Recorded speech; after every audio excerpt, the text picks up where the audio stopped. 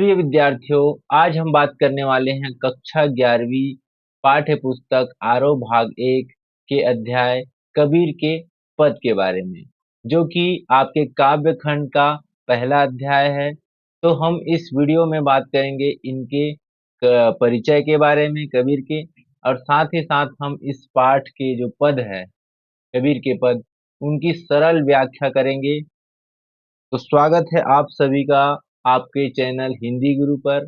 मैं हूं भारत कुमार। चलिए आज की इस वीडियो की शुरुआत करते हैं। तो सबसे पहले हम इसका कवि परिचय देख लेते हैं। कबीर के पद के जो कवि है वो कबीर जी हैं। ठीक है, इनका परिचय देखते हैं। तो इनका जन्म कब हुआ था? इनका जन्म 1398 में हुआ था। कब हुआ था? लहर कहाँ हुआ था? लहर तारा, जो कि उत्तर प्रदेश में स्थित है, वाराणसी के पास में, जिसको हम काशी भी कहते हैं। ठीक है, 1398 में। इनकी प्रमुख रचनाएं हैं बीजक, जिसके अंतर्गत में साखी, सबद और रामायणी तीनों क्या है, संकलित है। ठीक है, उसके बाद में आपका इनका जो मृत्यु है ना, कबीर की मृत्यु कब हुआ? 1518 ईस्वी में, बस्ती के निकट मगहर में। तो ये 1398 से लेकर के 1518, मतलब 120 वर्ष क्या है, ये जीवित थे। ठीक है, आप देख सकते हैं कि 1398 जो कि ये क्या है, ये 14वीं शताब्दी में भी थे। ठीक है, लास्ट में, और ये 15वीं शताब्दी पूरा इन्होंने क्या है, अपना जीवन जिया। साथ ही साथ ये क्या है, ये 16वीं शताब्दी में भी थे। ठीक है, तो 3 शताब्दी में इन्होंने क्या है, अपने जीवन यापन किया और लोगों को ज्ञान बांटा। अब आगे देखते हैं हम इसका। कबीर भक्ति काल के क्या थे? निर्गुण धारा यानी ज्ञानाश्रयी शाखा के क्या है, प्रतिनिधि कवि है, मतलब मेन कवि है ये। जब भक्ति काल की बात करते हैं तो भक्ति काल में क्या है, अलग अलग धारा में बटे, जैसे सगुण धारा है ना, जिसमें आपके कृष्ण भक्ति धारा और आपका राम भक्ति धारा भी आता है, जिसमें तुलसीदास और सूरदास का नाम आता है। उसी तरह से क्या है, निर्गुण धारा के अंतर्गत में जो है, ज्ञानाश्रय के अंदर में आपका कबीर का नाम सबसे ऊपर आता है। कबीर को हजारी प्रसाद द्विवेदी ने वाणी का डिक्टेटर कहा है। वाणी का डिक्टेटर कहा है। डिक्टेटर यानी होता है तानाशाह। ठीक है, तानाशाह का मतलब यहाँ पर ये है कि जो वाणी है, अपनी शब्दों को क्या करते थे, वो अपने हिसाब से तोड़ मरोड़ लेते थे, जैसा चाहे वैसा बना लेते थे। इसलिए उन्होंने क्या कहा है, इसको वाणी का डिक्टेटर कहा है। फिर आगे कहते हैं कि मसी कागज छुओ नहीं, कलम गही नहीं हाथ। उन्होंने कहा है कि उन्होंने कभी भी क्या है, कभी भी कागज और कलम कभी भी नहीं छुआ, मतलब कोई भी विधिवत उन्होंने शिक्षा दीक्षा क्या है, उन्होंने शिक्षा प्राप्त नहीं किया, अनपढ़ थे कह सकते हो ना। मतलब कोई भी ऐसा ऐसे शिक्षा उन्होंने क्या है, विधिवत नहीं प्राप्त किया। ठीक है, उन्होंने देशाटन और सत्संग से ज्ञान प्राप्त किया है ना। देशाटन मतलब जगह जगह घूम करके, लोगों के साथ मिल करके उन्होंने अपना ज्ञान, मतलब उनका जो ज्ञान है वो क्या है, रियल लाइफ से कनेक्शन था। ठीक है, एक्सपीरियंस बेस्ड था। किताबी ज्ञान के स्थान पर वो आंखों देखे सत्य और अनुभव को प्रमुखता दे देते हैं। ठीक है, इसलिए वो क्या है, हमेशा किताबी ज्ञान की जगह में जो चीज रियल में दिख रहा है, उस चीज को वो प्रमुखता देते थे। आगे यहाँ प्रस्तुत पद जो हम अभी पढ़ने वाले हैं पद, उसमें क्या है, कबीर ने परमात्मा को सृष्टि के कण कण में देखा है ना। वो अनुभव करते हैं कि भगवान सब जगह उनको दिखाई देता है, और वो कहते हैं कि भगवान सभी जगह है।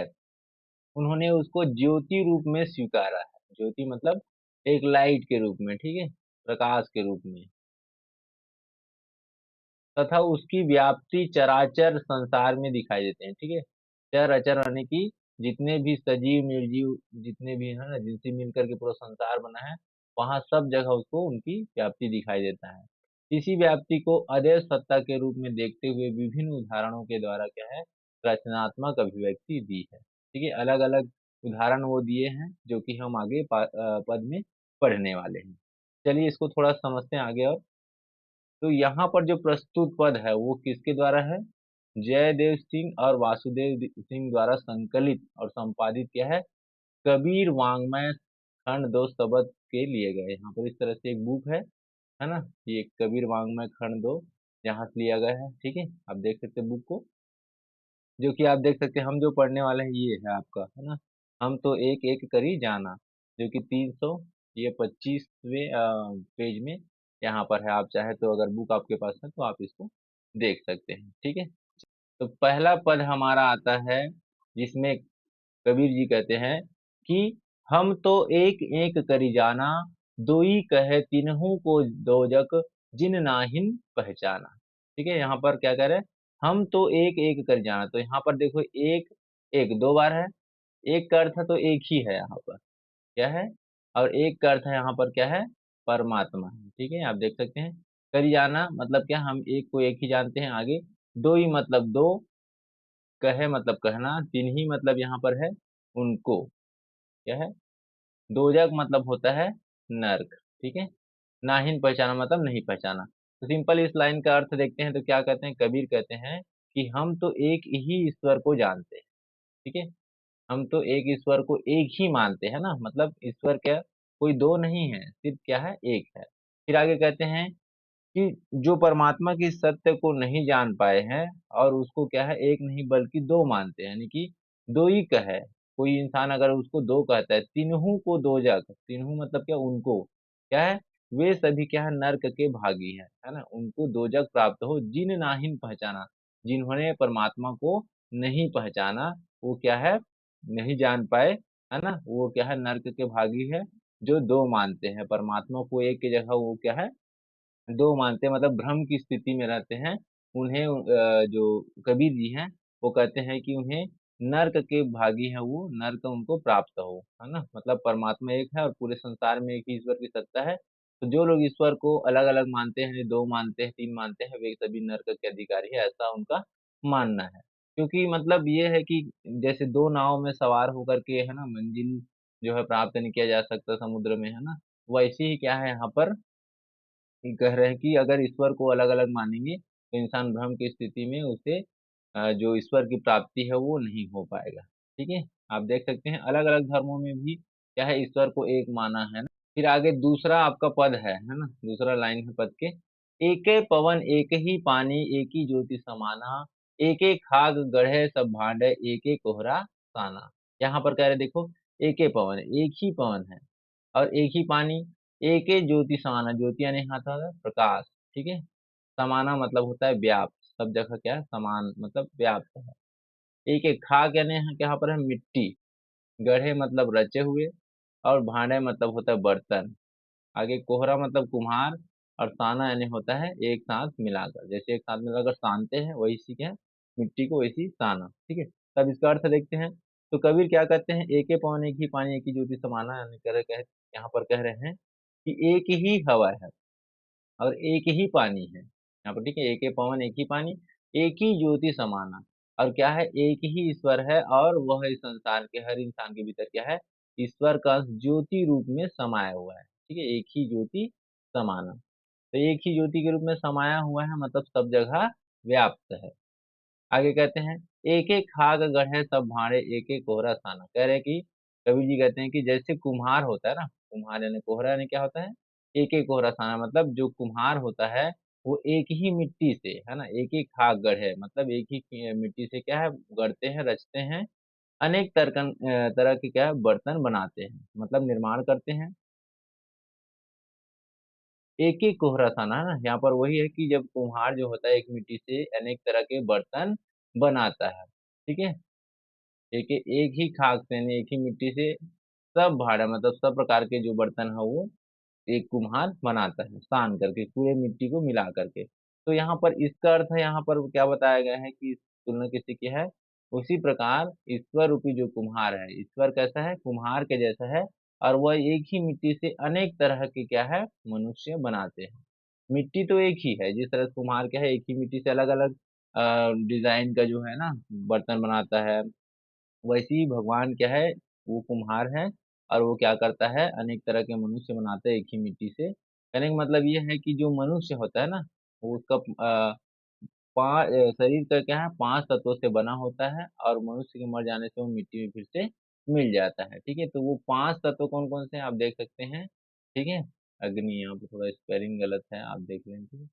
अग्नि, ये वायु, जल, पृथ्वी, आकाश, ये 5 तत्व है, 5 तत्व, ठीक है? ये 5 तत्व है, जिनसे मिल कर के हमारा शरीर बनता है ना? आगे, फिर आगे तीसरा आपका यहाँ पर लाइन में कहते हैं पद के कि जैसे बाढ़ी काष्ठ ही काटे, अग्नि न काटे कोई, सब घटी अंतरी तहीं व्यापक धरे स्वरूपै सोई। बाढ़ी आने पर यहाँ पर क्या है? बढ़ई, ठीक है? काष्ठ मतलब लकड़ी, काटे मतलब काटना, अग्नि यानी आग, फिर आगे सेम है, सब सब घटी अंतरी, अंतरी यानी यहाँ पर है भीतर, कहीं व्यापक, घटी यानी होता है यहाँ पर क्या? हृदय या घड़ा, घटी यानी कि यहाँ पर सिंपल भाषा में क्या है? घड़ा है, सॉरी हृदय है, ठीक है? और व्यापक, व्यापक मतलब विस्तृत है, सब जगह फैला हुआ है, स्वरूप मतलब स्वरूप। तो यहाँ पर पहला लाइन कहते हैं जैसे बाढ़ी काष्ठ ही काटे, अग्नि न काटे कोई, मतलब ये है, कबीर जी कहते हैं कि जिस प्रकार बढ़ई होता है ना, वो क्या है? लकड़ी को तो काट सकता है, लेकिन उसके भीतर आग को नहीं काट सकता है। आप देखते हैं कि लकड़ी से आग उत्पन्न होता है, जैसे जंगल वगैरह में कभी आग लग जाता है ना, तो वो किससे लगता है? लकड़ी के आपस में टकराने से क्या है? आग लग जाते हैं। यानी ये है कि लकड़ी के अंदर में आग मौजूद है, वो दिखाई नहीं देता है। तो कोई इंसान अगर लकड़ी को काटेगा, तो लकड़ी को ही काटेगा, उसके अंदर में जो आग है ना, उसको वो नहीं काट सकता। ठीक उसी प्रकार क्या है, यहाँ पर कबीर जी बताना चाह रहे हैं कि मनुष्य का शरीर भले ही मर जाए, लेकिन उसके अंदर में क्या है? जो आत्मा है वो अमर है, और शरीर क्या है? नश्वर है, जो कि नाशवान है ना, नष्ट हो जाता है। सेम वही बताया है कि बढ़ई, है ना, भले लकड़ी को काट सकता है, लेकिन उसको अग्नि को नहीं काट सकता। वैसे ही मनुष्य के शरीर भले मर सकता है ना, उसकी आत्मा को कोई भी मार नहीं सकता है, और वो अमर है। सब घटी अंतरी तहीं व्यापक धरे स्वरूप है। और वो यहाँ पर भगवान को कह रहे हैं कि सभी प्राणियों के हृदय में क्या है? अंतरी घटी अंतरी मतलब के हृदय के भीतर क्या है? वही ईश्वर अनेक रूप धारण कर व्याप्त है ना, तहीं व्यापक धरे स्वरूप, बहुत से रूप धारण करके क्या है? व्याप्त है। कहने का मतलब ये है कि परमात्मा सभी जीवों के अंदर आत्मा के रूप में क्या है? बसता है, ऐसा कबीर जी कहते हैं, ठीक है?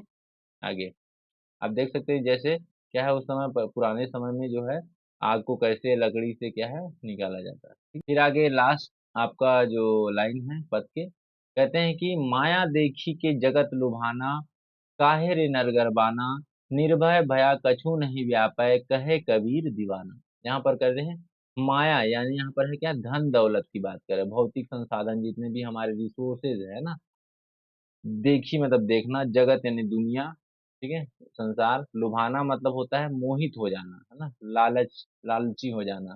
काहे रे नर गर्भाना, नर मतलब होता है इंसान, इंसान या पुरुष बोल सकते हो, ठीक है? गर्भाना यानी होता है गर्व करना। निर्भय भया कछु नहीं व्यापे, निर्भय मतलब होता है निडर, भया मतलब हुआ, कछु कुछ, नहीं मतलब नहीं, व्यापय मतलब होता है कोई फर्क नहीं पड़ता। व्यापय मतलब क्या है? फर्क पड़ना, ठीक है? तो नहीं व्यापा मतलब फर्क नहीं पड़ना, ठीक है? कभी कहे कभी दीवाना, दीवाना का अर्थ यहाँ पर बैरागी है ना, रमता जोगी कह सकते हैं, रमता जोगी, जो थोड़ा सा निश्चिंत रहता है ना एक प्रकार से। तो यहाँ पर लाइन बाई लाइन देखते हैं इसको, माया देखी के जगत लुभाना, काहे रे नरगरबाना, यानी ये अर्थ क्या कर रहे हैं कबीर जी? कहते हैं कि मनुष्य तू इस संसार के झूठे मोह माया, भौतिक सुख सुविधाओं के प्रति क्या है? आकर्षित हो रहा है, और व्यर्थ में अभिमानी हो रहा है, लुभा रहा है मतलब क्या है? जितने भी दुनिया के लोग हमसे कह रहे हैं कि आप जो है, आप लोग जो है माया को देख के क्या हो रहे हैं? लुभा रहे हैं ना, आकर्षित हो रहे हैं, और क्या है? व्यर्थ में ही अभिमानी, काहे रे नरगर माना, क्योंकि इस दुनिया में आए हैं तो चले ही जाना है, और इस संसार में रह करके कोई अभिमानी होकर के जीवन जीना क्या है? सही नहीं है। तो वो कह रहे हैं कि व्यर्थ में ही अभिमानी हो रहा है। फिर आगे वो कहते हैं कि ये तो सब नश्वर है ना, मतलब क्या है? इस संसार में सब छोड़ के चले जाना है, चाहे आपका शरीर हो, चाहे आपका धन दौलत हो, कितना भी आप कमा लीजिए, है ना, जाने पर आदमी इंसान जो है अपना हाथ जो है फैलाकर ही जाता है, ठीक है? खाली हाथ ही जाता है, उनके कर्म वगैरह ही क्या है? उनके साथ जाते हैं। आगे कहते हैं कि निर्भय भया कछु नहीं व्यापै, कहे कबीर दीवाना। अब इसलिए क्या है, कबीर जी कहते हैं कि क्या है? संसार के सभी मोह माया बंधनों से मुक्त होकर क्या है? निडर होकर के जियो। और क्या कहते हैं? प्रभु भक्ति में लीन होकर उसे जानने समझने की कोशिश करना है और कह रहे हैं कि सांसारिक माया मोह से दूर होकर निर्भय होकर के जीवन जिएंगे। तो वही के निर्भय मतलब बेना जैसे ना बेफिक्र हो जाओ। किसी चीज के लिए हम बोलते हैं ना हम ये होगा, इसी तरह से हम क्या है अपने जीवन भी बहुत प्रकार से टेंशन लेते रहते हैं। तो कबीर जी कहते हैं कि संसारिक मोह माया से पहले दूर हो जा और निर्भय होकर एक दीवाने की तरह है ना, एक रमता जोगी की तरह, एक बैरागी की तरह क्या है प्रभु भक्ति में लीन हो जा। और क्या है कबीर जी भी क्या कहते हैं कि मैं भी लीन हो चुका हूँ। और जो संसार के लोग हैं उनको भी वो यही संदेश दे रहे हैं। ठीक है, आप देख सकते हैं ये सभी क्या है हमारे धन दौलत सोना चांदी, लोग इन्हीं के पीछे क्या है इन्हीं को इकट्ठा करने में लगे हुए हैं। ठीक है, तो उम्मीद है दोस्तों कि आज का यह वीडियो आपको बहुत ही अच्छा आपके लिए रहा होगा, है ना, आपको समझ आया होगा। मिलते हैं अगले वीडियो में दोस्तों, तब तक के लिए नमस्कार, पढ़ते रहिए।